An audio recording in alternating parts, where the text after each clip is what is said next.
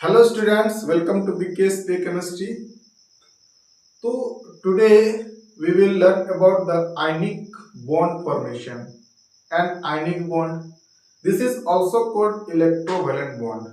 Okay, तो आइए हम लोग देखते हैं आयनिक बॉन्ड दैट मीन्स ये है इलेक्ट्रोवेलेंट बॉन्ड के नाम से भी जाना जाता है। ठीक है, सपोज कि कोई मेटल एम है, ठीक है, एम से कुछ इलेक्ट्रॉन यानी एक इलेक्ट्रॉन बाहर निकाल देते हैं। ठीक है, तो इस प्रकार से एम में जो है पॉजिटिव चार्ज डेवलप हो जाता है। ठीक है, ये कैसे होता है देखिए, सपोज कि एक कोई सोडियम, यहाँ पर हमने क्या लिया है, सोडियम मेटल्स लिया है और सोडियम मेटल्स का जो है एटॉमिक नंबर 11 होता है। तो इसका जितना जेड, जेड का मतलब एटॉमिक नंबर, इलेक्ट्रॉन नंबर और प्रोटॉन नंबर ये क्या होते हैं, इक्वल होते हैं। ठीक है, तो अब यहाँ पर देख रहे हैं कि इलेक्ट्रॉन का नंबर 11 है, प्रोटॉन का नंबर भी 11 है। ठीक है, तो अब यहाँ पर जब एक इलेक्ट्रॉन बाहर निकल गया तो इलेक्ट्रॉन नंबर कितने हो गए, 10 और प्रोटॉन का नंबर कितने हो गया, 11। तो एक प्रोटॉन यानी एक पॉजिटिव चार्ज बढ़ जा रहा है, तो इसको हम एक्स्ट्रा में पॉजिटिव चार्ज दिखा दी Na+, और एक इलेक्ट्रॉन बाहर निकल गया। ठीक, उसी प्रकार से कोई यहाँ पर हेलोजन एलिमेंट है या कोई भी नॉन मेटल एलिमेंट्स है। ठीक है, तो यहाँ पर क्या होगा, X जो है यहाँ एक इलेक्ट्रॉन जब गेन हो जाएगा तो X माइनस दिखा जाता है। ऐसा क्यों होता है देखिए, जैसे क्लोरीन के पास क्या है, 17 एटॉमिक नंबर है, तो इलेक्ट्रॉन भी 17 होंगे, प्रोटॉन भी 17 होंगे। ठीक है, अब उसी प्रकार से देखिए जब एक इलेक्ट्रॉन जब गेन कर जाएगा तो 18 इलेक्ट्रॉन्स हो जाएंगे इस पर। ठीक है, यहाँ पर 18 इलेक्ट्रॉन्स आ जाएंगे, 18 इलेक्ट्रॉन्स और कितने प्रोटॉन्स, 17 प्रोटॉन्स। तो कौन ज्यादा हो रहा है, नेगेटिव चार्ज ज्यादा हो रहा है, मतलब ये इलेक्ट्रॉन में नेगेटिव चार्ज होता है, तो एक्स्ट्रा एक नेगेटिव चार्ज यहाँ दर्शाना पड़ेगा।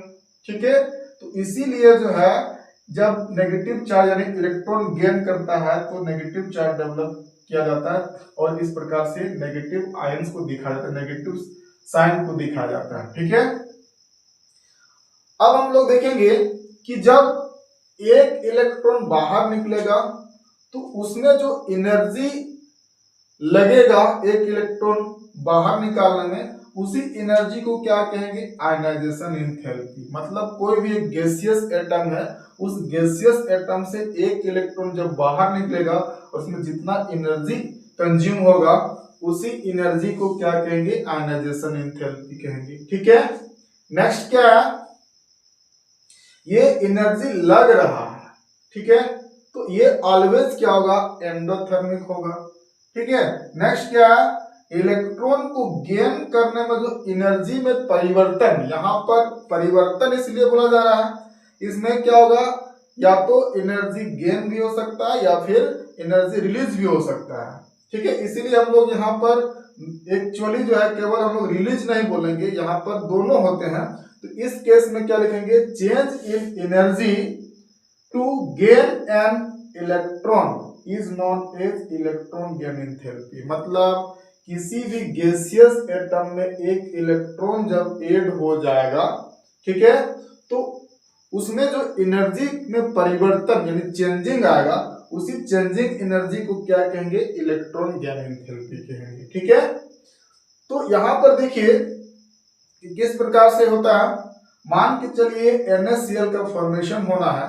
ठीक है, तो यहाँ पर जब NaCl फॉर्मेशन होगा, NaCl कॉम्बिनेशन हो जाएगा तो Na प्लस क्लोरीन आयन, ठीक है, ये Cl आयन कंबाइन करेंगे तो एनर्जी का रिलीज कितना हो जाएगा, यानी 788 किलो जूल पर मोल रिलीज होगी। माइनस साइन ये दर्शा रहा है कि एनर्जी रिलीज हो रहा है, इसका मतलब जस्ट उल्टा करोगे कि NaCl 1 मोल, दैट मींस पर मोल का मतलब 1 मोल, 1 मोल NaCl तोड़ने में जितना एनर्जी लगेगा ये लेटिस एंथैल्पी कहलाएगा।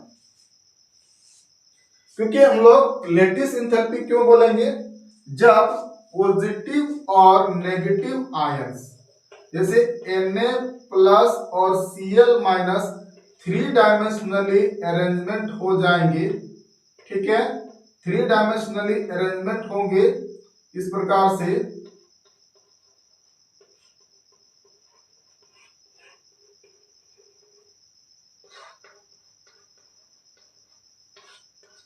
तो ये जो है ये लेटिस कहलाएगा। ये जितने भी पॉइंट है ये लेटिस पॉइंट कहलाएंगे, ठीक है। ये एक इधर भी होगा, एक पीछे की ओर होगा।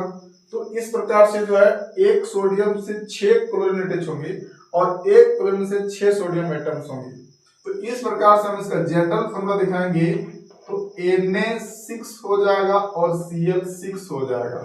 तो इस प्रकार से एक लेटिस जो बनेगा वो 6 सोडियम और 6 क्लोरीन से बनेगा, ठीक है। तो यहाँ पर एक यानी एक लेटिस की बात नहीं की जा रही, यहाँ पर एक मोल लेटिस टूटने में जो एनर्जी लगेगा, ठीक है कि नहीं, तो ये कितना होगा 788 किलो जूल पर मोल, और इसी को कहेंगे लेटिस इंथैल्पी, ठीक है।